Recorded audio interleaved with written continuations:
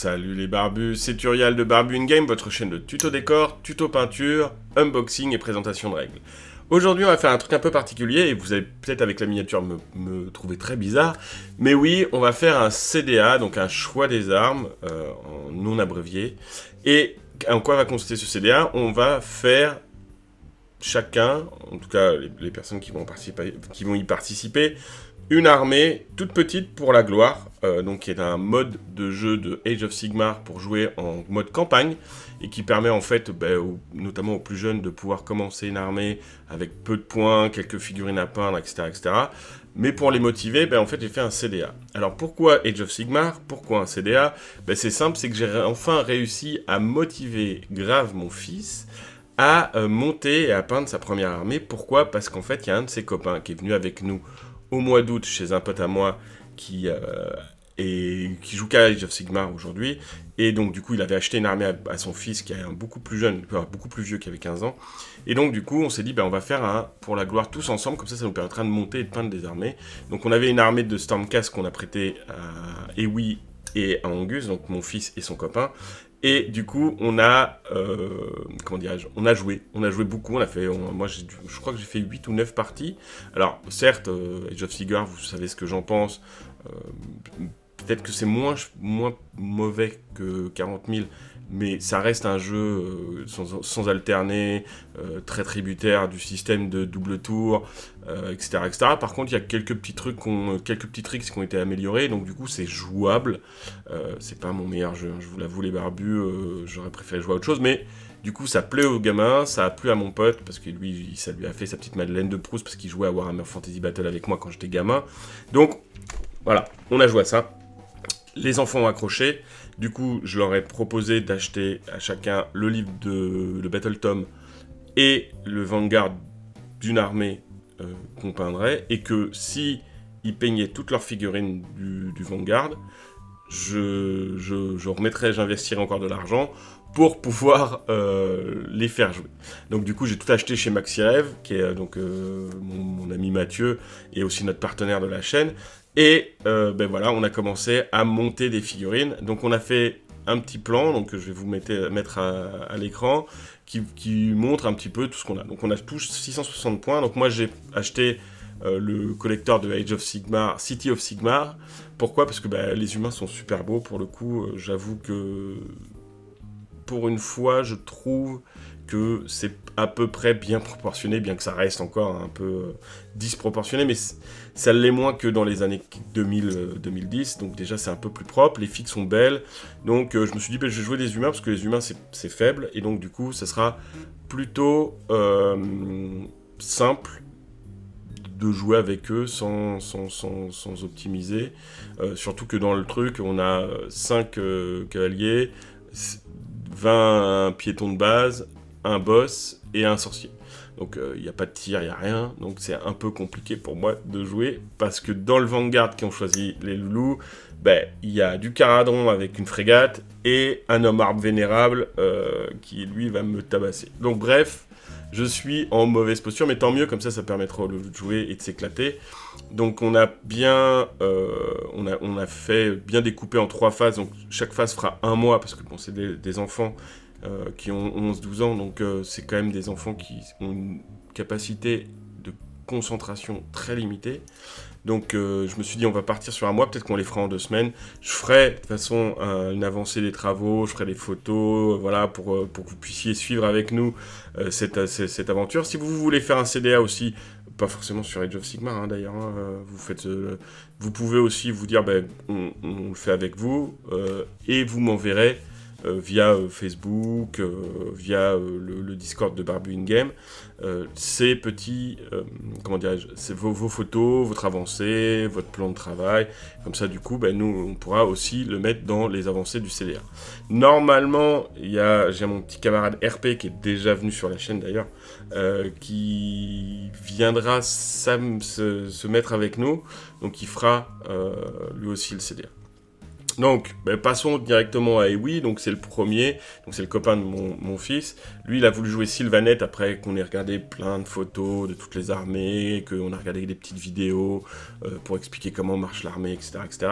Donc lui, il est parti sur le Vanguard, hein, il n'a pas le choix. Enfin, il a aussi des choix. Il pouvait prendre des parias ou des sylves revenants, si je dis pas de bêtises. Du coup, ça c'est le... Lui, il a pris les sylves revenants. Déjà, un, parce qu'ils sont plus jolis, et deux, parce que pour synergiser les parias, il faut avoir la reine des parias, et qu'on l'a pas. Donc comme ça, c'est facile. Dans la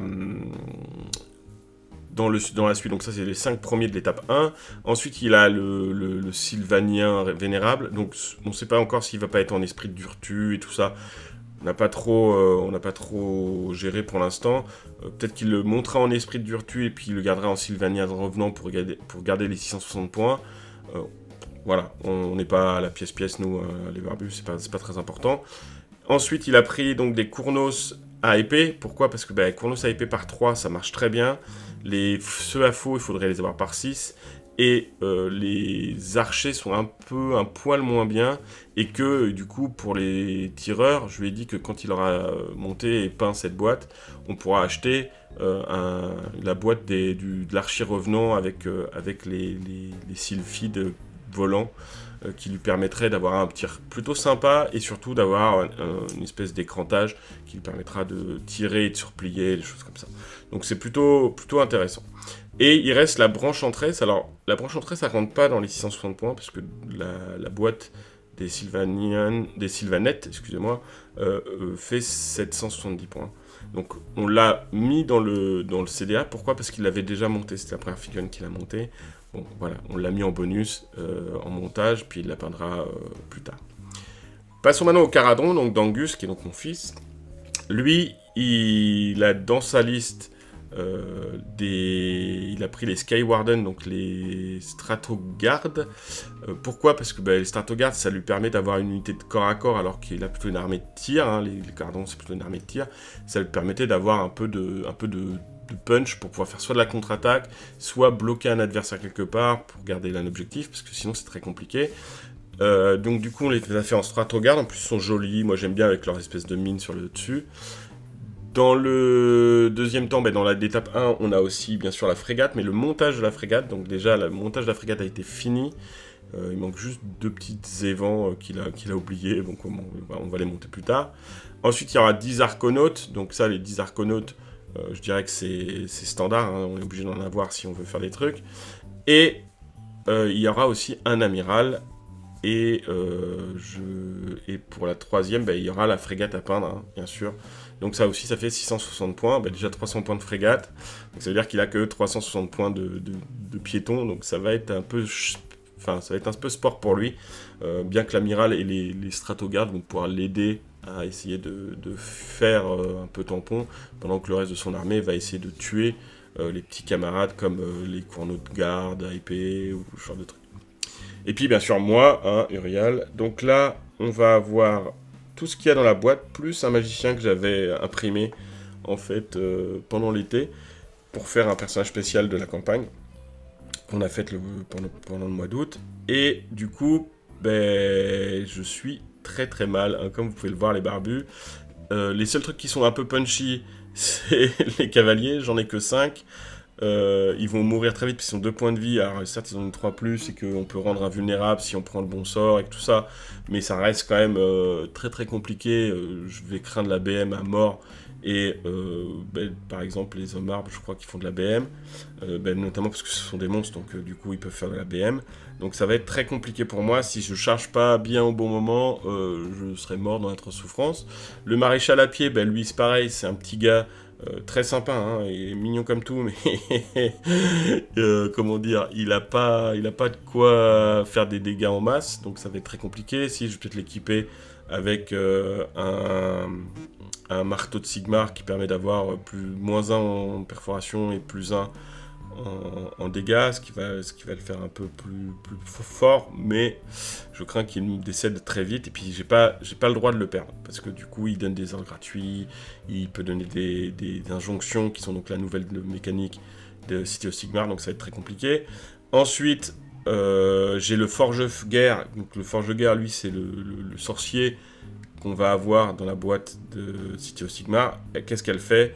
Elle permet de créer une bulle autour du forge-fer qui va permettre d'avoir une meilleure sauvegarde ou de lancer un sort qui fait que si je dis pas de bêtises, les 6 font des BM. Donc ça aussi c'est quand même assez fort. On va voir au moment où je peux les lancer. C'est flamme enflammée si je dis pas de bêtises. C'est le seul sort qu'on peut lui donner en plus si on veut lui en donner un en plus, qui n'est pas obligé, puis surtout que pour la gloire on n'a le droit qu'à un seul. C'est transmutation en plomb. Donc il y a un sort anti-masse, c'est très sympa, mais ça me permet pas de tuer des héros, donc ça va être très compliqué. Les barbus, je sais pas comment je vais faire, voilà. Et après il y a les hommes de fer, donc les hommes de fer qui sont mine de rien des bonnes unités tanky, parce que on peut leur donner +1 à la sauvegarde grâce au forge-guerre, on peut leur donner +1 à la sauvegarde avec leur défense en règle qui va être gratuitement renvoyée sur une autre unité ayant la même règle à 12 pouces. Donc mine de rien, c'est-à-dire que les 2 unités de 10, elles sont à 2+. Ok, sauf que quand on a de la BM, qu'est-ce qu'on fait? Eh ben, on peut sacraliser un objectif, ça c'est cool, grâce au prêtre qu'il y a dans l'unité, et ça vous donne une 6+. Bon, voilà, 1 point de vie, 6+ contre les BM, ça va être quand même compliqué de survivre. Donc, sentir, parce qu'on n'a rien pour nettoyer les unités adverses. Un petit mage avec un petit sort qui va être plutôt utilitaire. Je sens que je vais galérer, mais tant mieux, ça permettra de remettre un peu le niveau entre les loulous et moi. Voilà les barbus pour le début du CDA. Dès qu'on a monté toutes les figues, on n'est pas loin, vous avez vu, moi j'ai déjà tout monté, il y en a même que j'ai sous-couché. Mais les petits n'ont pas fini, donc dès qu'on a fini la partie montage, fait des photos, et puis on en reparle, et puis après on passe à la phase de sous-couche. Bon les barbus, voilà qui nous amène à la fin de cette vidéo, j'espère qu'elle vous a plu. Si c'est le cas, n'hésitez pas à la liker, à me poser vos questions, vos remarques dans les commentaires, à vous abonner si ce n'est pas déjà fait, et à activer la cloche de notification pour recevoir les alertes de nos futures vidéos. Quant à moi, je vous dis à très bientôt pour une prochaine vidéo de ce CDA, et que le poil soit avec vous.